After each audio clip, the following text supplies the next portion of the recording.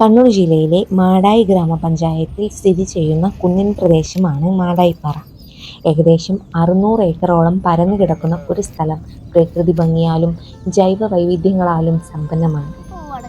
ഏഴിമലയ്ക്ക് തൊട്ട് കിഴക്കാണ് മാടായിപ്പാറ. ഒരു കാലത്ത് ഈ പ്രദേശം മുഴുവനും വെള്ളത്തിനടിയിലായിരുന്നു. വെള്ളം നീങ്ങി ഉയർന്നു വന്ന കരഭാഗത്തിന് മാട് എന്ന് പേരുണ്ട്. അങ്ങനെ മാട് ആയ സ്ഥലമാണ് മാടായി എന്ന് പിന്നീട് അറിയപ്പെട്ടത്.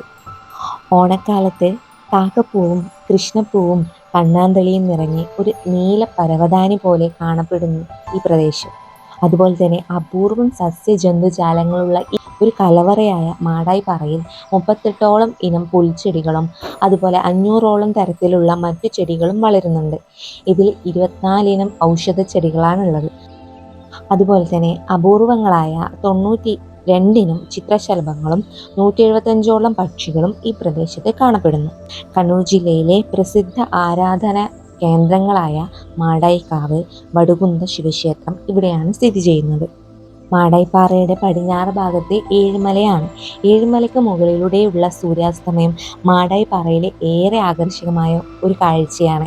വേനൽക്കാലത്ത് പാറയിലെ പുല്ലുകൾ കരിഞ്ഞു തുടങ്ങുകയും പലപ്പോഴും തീപിടുത്തം ഉണ്ടാവുകയും ചെയ്യാറുണ്ട്. പോർച്ചുഗീസുകാർ ലാൻഡ് ഓഫ് ബേണിംഗ് ഫയർ എന്ന് വിളിച്ചതിൽ നിന്നാണ് പാറയുടെ കിഴക്ക് ഭാഗത്ത് എരിയുന്ന പുരം എന്നർത്ഥം വരുന്ന എരിപുരം എന്ന സ്ഥലമുണ്ടായത്. കോലത്തു നാട്ടിലെ രാജാവായ ഉദയവർമ്മൻ്റെ ആസ്ഥാനമായിരുന്നു ഇവിടം. കോലത്തു രാജാവിൻ്റെ സദസ്യനായിരുന്ന ചെറുശ്ശേരി ഇവിടെയാണ് ജീവിച്ചിരുന്നതെന്ന് പറയപ്പെടുന്നു. മാടായി പരിസരത്ത് ചിങ്ങമാസത്തിലെ കൃഷ്ണപ്പാട്ട് വായന ഇന്നും പതിവുണ്ട്. മാടായി പരിസരം പണ്ടുകാലത്ത് പോർച്ചുഗീസുകാരുടെ അധീനതയിലായിരുന്നത്രേ.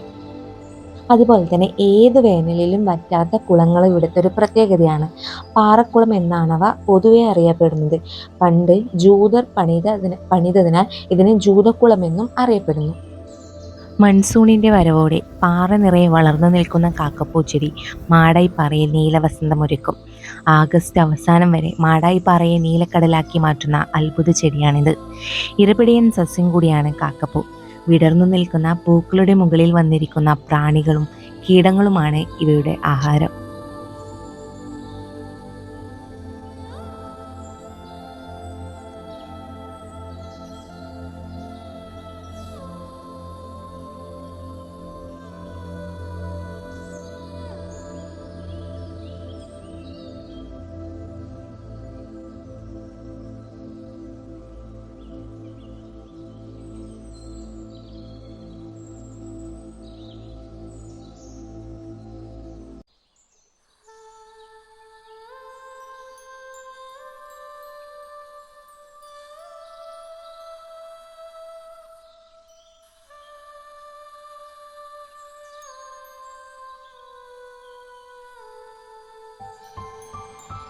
അങ്ങനെ ഒരുപാട് സവിശേഷതകളുള്ള നമ്മുടെ മാടായിപ്പാറ, ഇന്നും ഒരുപാട് സത്യങ്ങൾ ഉറങ്ങിക്കിടക്കുന്ന നമ്മുടെ മാടായിപ്പാറ.